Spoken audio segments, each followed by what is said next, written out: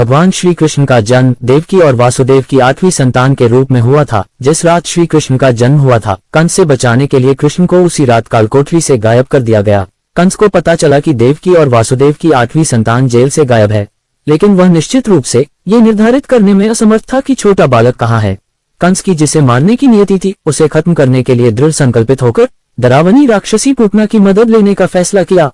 पूतना घने जंगल में एक गुफा में रहती थी। जब कंस पूतना की गुफा में पहुंचा तो वह काला जादू कर रही थी।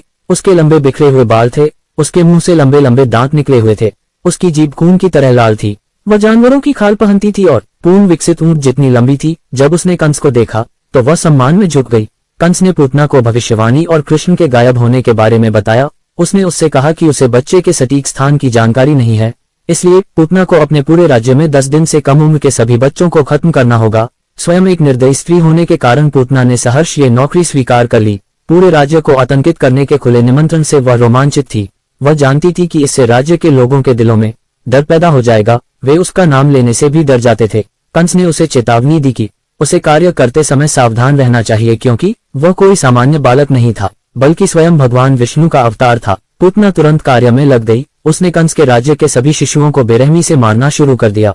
उसने पड़ोसी राज्यों के भी शिशुओं को मारना शुरू कर दिया। वह चुपचाप घरों में घुसकर बच्चों को तब उठा लेती थी जब उनकी माताएं या तो सो रही होती थीं या घर के कामों में व्यस्त होती थीं। वो खेतों में काम करने वाले माता पिता के बच्चों का भी अपहरण कर लेती थी। मथुरा और पड़ोसी राज्यों के लोग अपने बच्चों को खोने के बाद टूट गए थे। राज्य के सभी बच्चों को खत्म करने की खोज में पूतना कृष्ण के गांव पहुंची। वह सूर्यास्त के बाद गांव में प्रवेश करती थी ताकि कोई उसे पहचान न सके। वह जहां भी जाती थी, लोगों को यशोदा और नंदराज के नवजात शिशु के बारे में बात करते हुए सुनती थी। छोटे से बच्चे का दिव्य स्वरूप देखकर हर कोई मंत्रमुग्ध नजर आ रहा था। पूतना को तुरंत पता चल गया कि यही वह बच्चा है जिसे वह तलाश रही थी। उसने उस रात गांव के बाहर बिताने और सुबह कृष्णा के घर जाने का फैसला किया। पूतना एक राक्षसी थी और उसके पास कई जादुई शक्तियां थीं। सुबह होते ही पूतना ने खुद को एक सुंदर युवती के रूप में बदल लिया ताकि गांव वाले भयभीत न हो जाएं और उसे मारने का प्रयास न करें। बाहर निकलने से पहले उसने सबसे घातक सांप के जहर से अपने स्तनों को जहर दे दिया।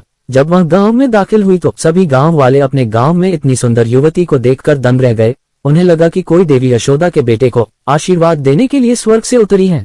उसने नंदराज के घर के बारे में पूछताछ की और आसानी से उसका पता लगा लिया।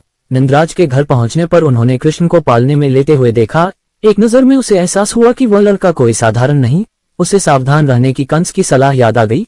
कृष्णा घर की महिलाओं से घिरे हुए थे। उसने अपना परिचय दिया और यशोदा से अनुरोध किया कि वह उसे कृष्ण को भोजन कराने की अनुमति दे। ग्रामीणों की तरह यशोदा ने भी सोचा कि सुंदर युवती कोई देवी थी और पूतना के अनुरोध पर सहमत हो गई।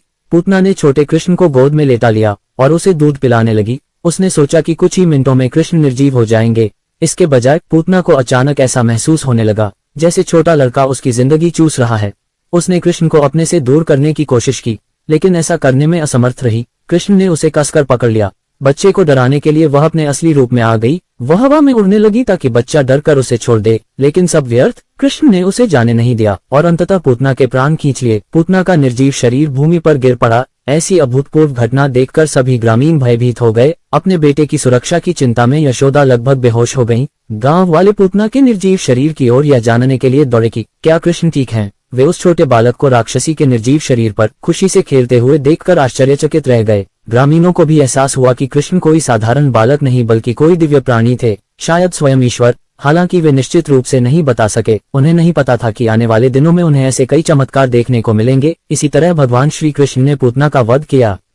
अगर आपको ये वीडियो अच्छी लगी तो वीडियो को लाइक करके कमेंट में जय श्री कृष्ण जरूर लिखें। ऐसी और वीडियो देखने के लिए हमारे चैनल को सब्सक्राइब कर लें और बेल आइकॉन को दबाना मत भूलें। धन्यवाद।